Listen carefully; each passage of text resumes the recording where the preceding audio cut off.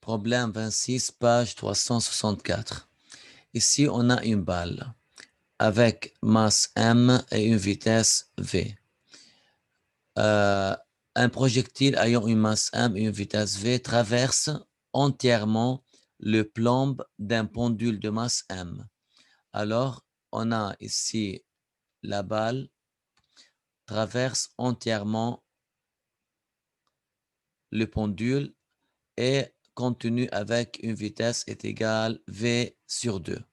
Alors, comme l'objet passe à travers le pendule, alors ici, on a des frottements, on a une augmentation de température, on a une conversion en énergie interne, alors on a une collision inélastique. C'est très important ça, de préciser, on a une collision inélastique. J'ai déjà expliqué dans la vidéo précédente, j'ai donné quelques exemples de la collision inélastique et j'ai parlé de ce cas-là. OK, très bien. Qu'est-ce qu'on a ici?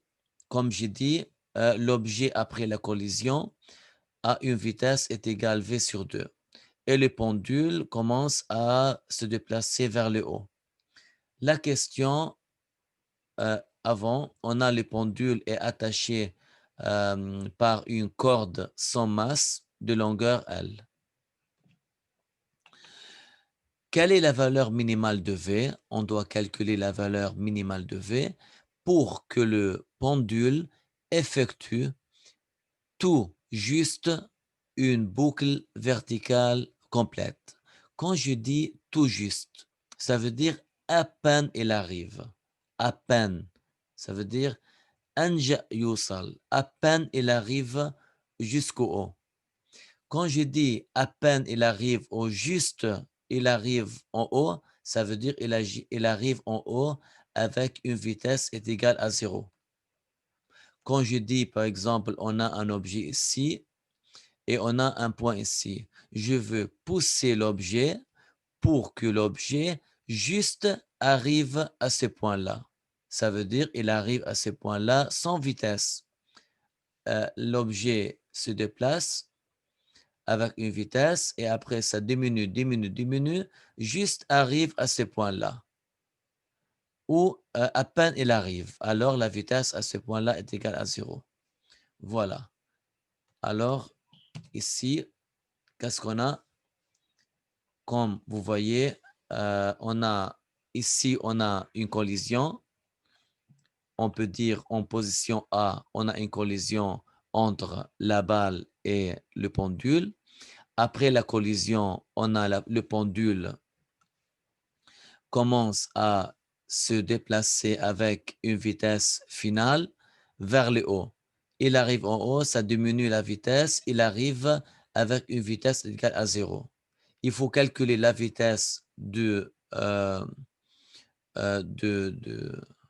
bille, ou de la bille, pardon, pour que le pendule arrive avec une vitesse égale à 0 en haut. On commence tout d'abord, on a la collision. Alors, comme ici, on a une collision inélastique,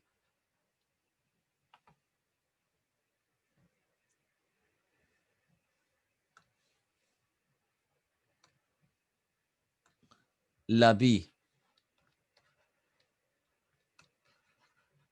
passe à travers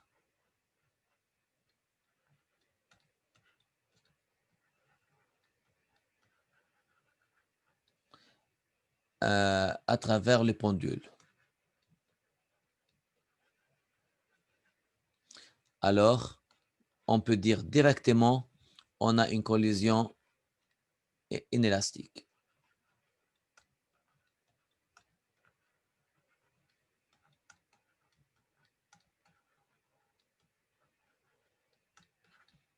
Pardon pour l'écriture, elle n'est pas belle. OK. Comme on a une collision élastique, on a seulement la conservation de quantité de mouvement. P juste avant la collision est égal à P juste après la collision. Pourquoi j'ai fait ça, moi?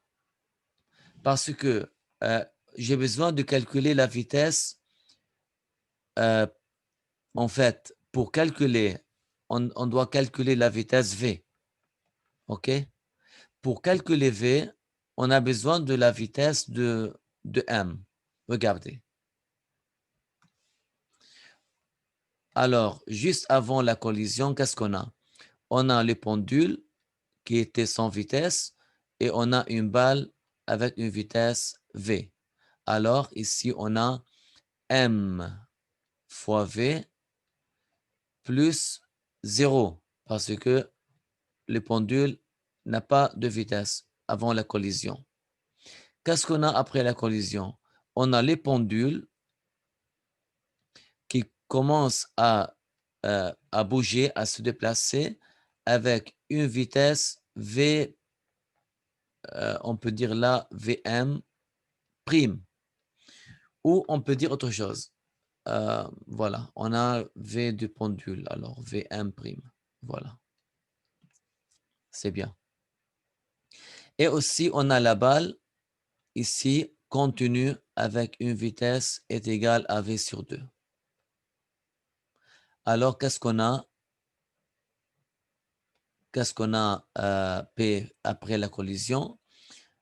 On a M V sur 2 plus M V prime M. Très bien. On peut simplifier un peu. Alors, M fois V moins M V sur 2 est égal à M fois V prime M. Alors, V M sur 2 est égal à M V prime M. On peut dire là que la vitesse V qu'on doit calculer est égale à M sur M fois 2 fois V prime M. Pour calculer la valeur de V, on a besoin de calculer V prime M. Là, on peut appliquer la conservation d'énergie mécanique. Juste après la collision, voilà, tout ça, c'est à effacer. Alors, j'ai besoin de calculer V'M pour les pendules. Alors, je prends que le pendule. Comme le grand M, la grande M et la petite M, elles ne sont pas connectées, on peut parler de pendules seulement. Là, juste après la collision, qu'est-ce qu'on a? On a la vitesse des pendules à droite qui est égale à V'M. Ça, c'est la vitesse initiale, on peut dire en position A. Et là, on a en position B. On étudie la masse M, le pendule M, entre la position A, juste après la collision,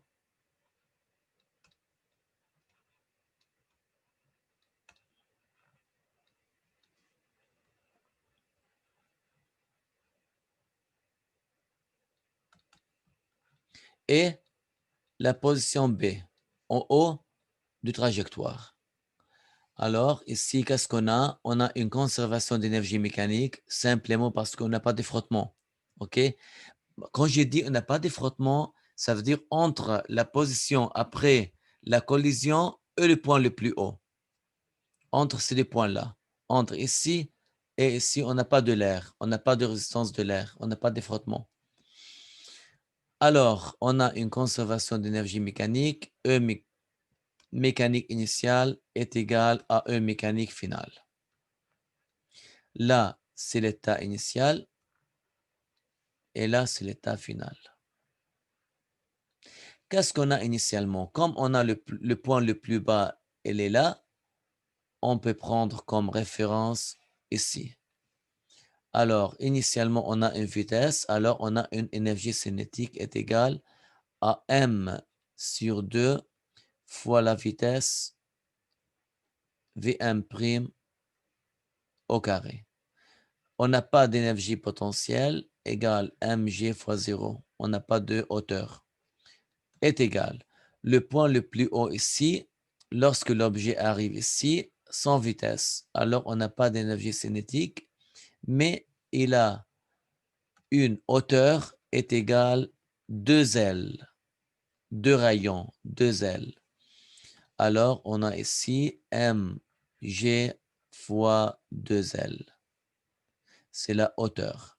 On peut éliminer m et m et on peut calculer la valeur de V'm qui est égale à 2 fois 2 est égal à 4 fois G fois L.